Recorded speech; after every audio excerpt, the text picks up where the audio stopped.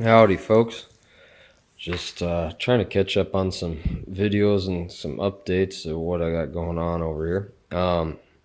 Ended up getting a mower finally. I've been using this old Husqvarna push mower for, since probably about 2014-ish, 2013-ish. And, I used it at the old house and didn't have as much to mow there. I mean, mowing the whole thing, if it was taller, might, you're bagging it, might take you 2 hours or so. And then here, where there's a lot more real estate to mow, it was just ridiculous for a while there. In the spring, when it's really growing in and before it dries out and I can't keep enough water on it to keep it growing and not drying out, it'd be like a 10-hour a week deal mowing all this with the stupid push mower. And anyways, finally was just able to spring for an actual riding mower. And at first I was thinking I'd just go with a tractor setup, garden tractor, and I was like, well, whatever, I'm going to go for the Zero Turn. I'm glad I did. Definitely a good decision. For me, at least. Don't need any of the functionality that really a garden tractor could bring me that this can't. It's not like I'm plowing with one, snow blowing with one, or doing really anything else with one that would make having the garden tractor a better deal than the Zero Turn. Definitely a fan of this. This is one of the more or less expensive units, and also right now these things are hard to find. I picked this thing up, what was it, I want to say it was May of this year, so May of 2022. And got her at Murdoch's, one of the only ones I could actually find. Most people were sold out. I know these aren't the best of units, but anyways, at least it's got more of a robust deck to it. You're not supposed to step on it or step up on there with that deck on this one, but it's got some Zerks on the casters and then also in the spindle of the wheel, so that's kind of nice. According to maintenance intervals, you don't really, I think it's like every 25 hours you even need to do that. So, I mean, you might just hit it with 1 or 2 pumps of grease.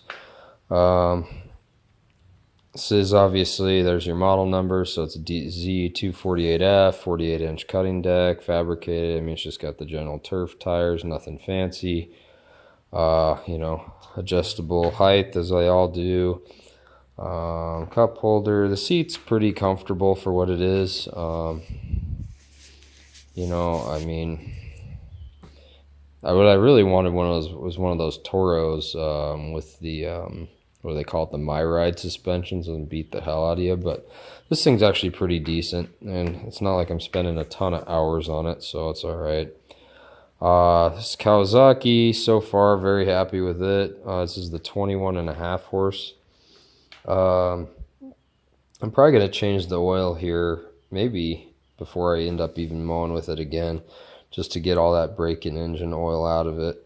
It does have a little drain tube to get the oil out and away, which I like. I gotta go get a new filter for it, and otherwise, these things come actually, I think, filled with full synthetic oil, which surprised me. I was looking at that. And otherwise, I mean, yeah, it starts good. I wish it held more fuel because it burns, at least with me mowing around here, it'll burn through the entire tank in about 3 hours of mowing, which is about 1 mowing session for me in the spring months. And then it'll last me probably maybe 2.5 mowing sessions or mows in the late summer when everything's not growing as much because it's so dry. But so there's that. Does have some grease zerks up here on these spindles for the pulleys on the deck.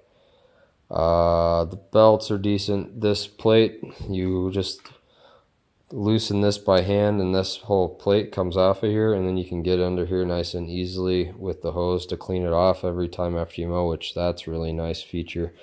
It is keyed, so it does have an hour meter.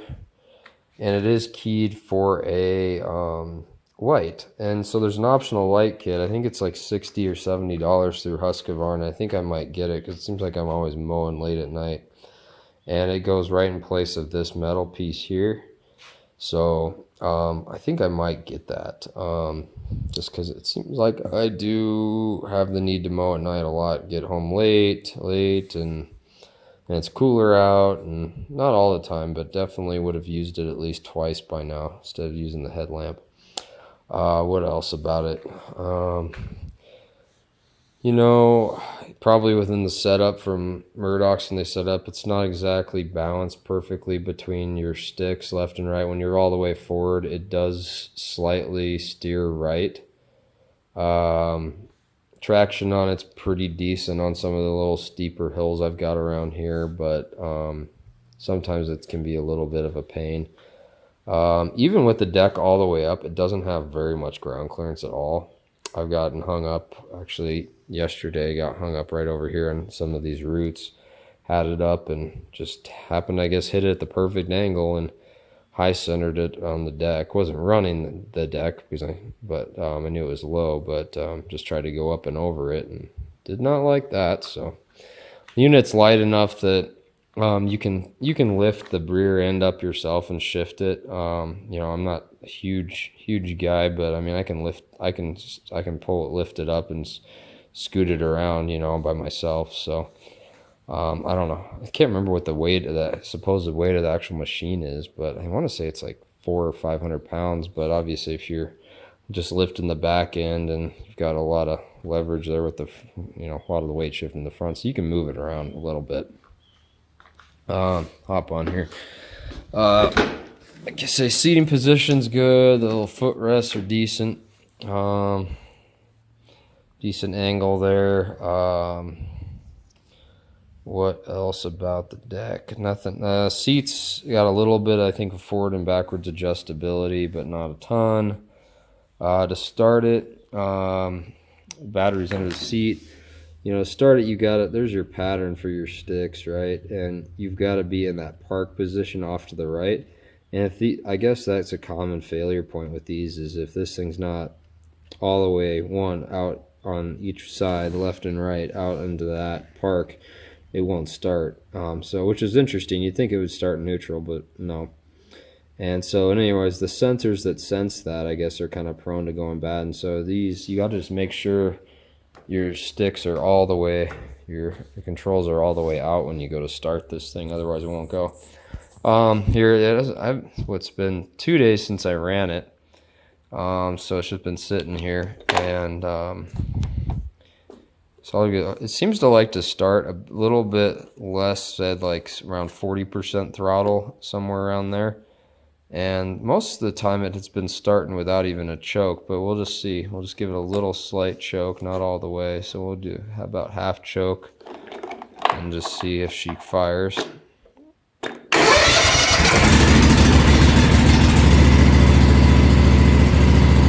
Got her out.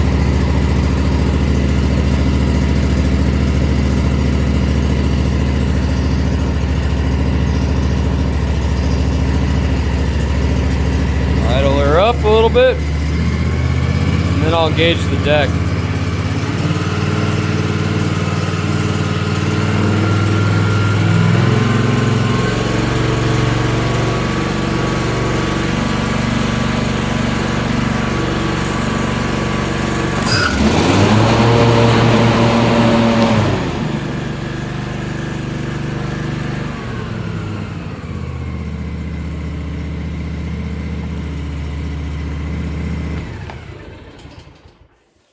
There she is. So she starts, she runs pretty well. Do I wish it had a bigger motor? Yeah. Even in some of my grass, it was getting bogged down. And I mean, in the spring, I get some really thick grass down by, you know, the leach fields and where all the water drains from the house and all that. So the roofs, but back of the shop gets pretty thick.